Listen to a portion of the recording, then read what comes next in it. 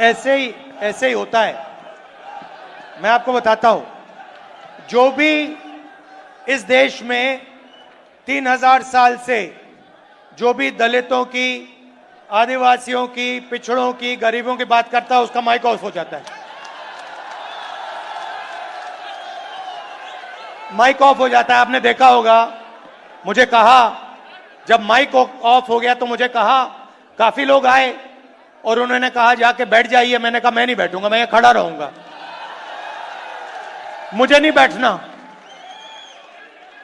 Mic जितना of करना है करो, मुझे जो बोलना है मैं बोलूंगा।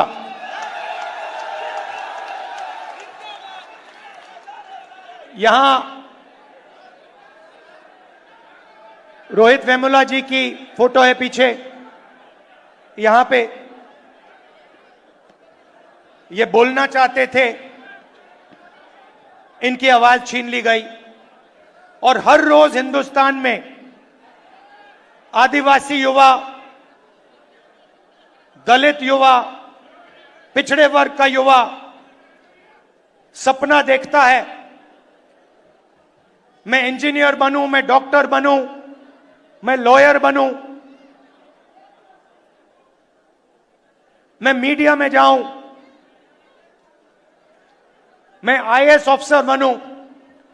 मगर सच्चाई यह है कि इस देश का पूरा सिस्टम पिछड़ों, दलितों और आदिवासियों के खिलाफ खड़ा हुआ है। यह सच्चाई है, क्योंकि अगर नहीं होता तो मीडिया में हमें ओबीसी वर्ग के, दलित वर्ग के, पिछड़े वर्ग के युवा दिखते, एंकर दिखते, मालिक दिखते। 200 बड़ी बड़ी कंपनियां हैं, अदानी जी, अंबानी जी, टाटा, बिरला।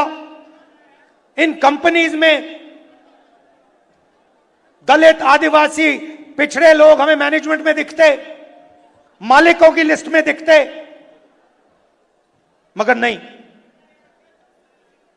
आपको हिंदुस्तान की 200 सबसे बड़ी कंपनियों की मालिकों की लिस्ट में एक ओबीसी नहीं मिलेगा, एक दलित नहीं मिलेगा, एक पिछड़े वर्ग का नहीं मिलेगा। ये सच्चाई है। तो आपको कहा जाता है, दलितों को, आदिवासियों को, पिछड़ों को कहा जाता है कि यह देश आपका है, इस देश में आपकी भागीदारी है, इस देश में आपकी प्रगति हो सकती है। मगर अगर हम डेटा को देखें तो यह बिल्कुल झूठ साबित होता है। डेटा दिखाता है कि 90 लोग हिंदुस्तान की सरकार को चलाते हैं, बजट बांटते हैं। 90 में से 3 दलित, 3 ओबीसी, 1 आदिवासी। 100 रुपए में से 5 रुपए ओबीसी वर्ग निर्णय लेता है। 100 में से 5, आपकी आबादी 50%, भागीदारी 100 में से 5। दलित भागीदारी 15%, आबादी 15%, भागीदारी 100 रुपए में से 1 रुपया। आदिवासी 8% आबादी, भागीदारी 100 रुपए में से 10 पैसा।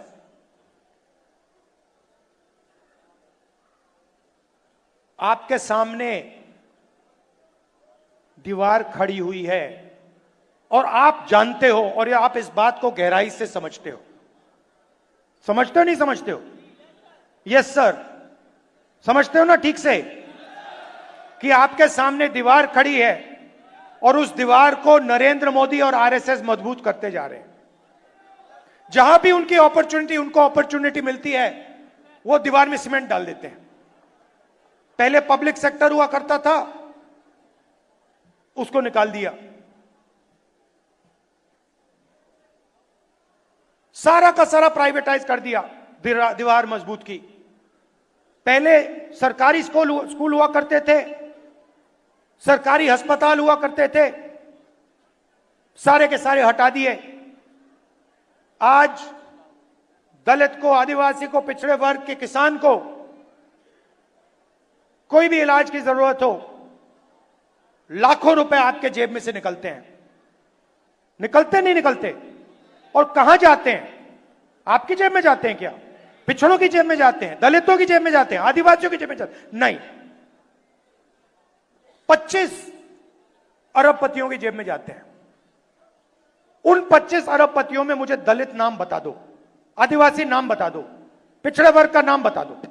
मैं खड़ा हूं, बता दो, एक नाम बता दो। अदानी आदिवासी है क्या? दलित है, पिछड़े वर्ग का है। अंबानी आदिवासी है क्या? दलित है, पिछड़े वर्ग का है। टाटा, बिरला, ये आदिवासी हैं, दलित है, पिछड़े वर्ग के नहीं।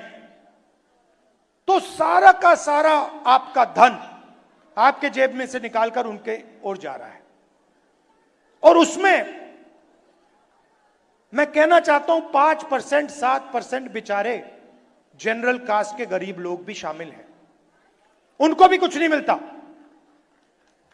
खोखले सपने दिए जाते हैं। 24 घंटा मैं 20 साल से देख रहा हूं, 24 घंटा आपको बताया जाता है कि आपको जगह है, आपकी जगह है, आपको जगह मिलेगी, मगर नहीं। और हो क्या रहा है? आस्ते आस्ते दीवार मजबूत होती जा रही है। पहले यूपीए की सरकार थी, मनरेगा दिया, जमीन का अधिकार दिया, भोजन का अधिकार दिया, पैसा कानून दिया। वो दीवार को कमजोर करने के तरीके थे। आज मैं देखता हूं तो मैं कह सकता हूं कि जिस प्रकार से हमें दीवार को कमजोर करना था, हमने नहीं किया, यूपीए सरकार ने नहीं किया। जिस मजबूती से हमने करना था, हमने नहीं किया, मगर हम दीवार को तोड़ने की कोशिश करते थे। ये दीवार में सीमेंट डाल रहे हैं, कंक्रीट डाल रहे हैं, फाउंडेशन दे रहे हैं दीवार का। इसीलिए जाति जनगणना की जरूरत है। जाति जनगणना से आप सबको पता लग जाएगा, मीडिया में हमारे कितने लोग, कॉर्पोरेट इंडिया में कितने लोग, कोर्ट में कितने लोग, जुडिशरी में कितने, प्राइवेट अस्पताल हमारे कितने, प्राइवेट कॉलेजेस हमारे कितने। और अभी कहा गया कि ये एक्सरे है।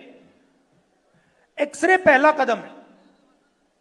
सबसे पहले पता लगाना है कि सिचुएशन कैसी है, क्या है। हमें मालूम है कि दलितों को, पिछड़ों को, आदिवासियों को, गरीब जनरल कास्ट के लोगों को, माइनॉरिटीज को दर्द हो रहा है, वो दिख रहा है, सबको दिख रहा है। तो सबसे पहले पता लगाना है फ्रैक्चर कहां है, चोट कहां लगी है, कंपाउंड फ्रैक्चर है, सिंपल फ्रैक्चर, ये पहले लगाना पता।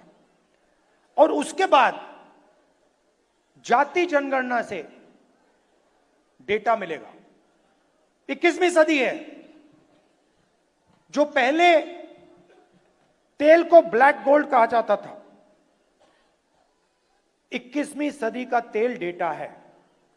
और हम दलितों के बारे में, आदिवासियों के बारे में, पिछड़े वर्ग के बारे में डेटा चाहते हैं। और जिस दिन हमारी सरकार के हाथ में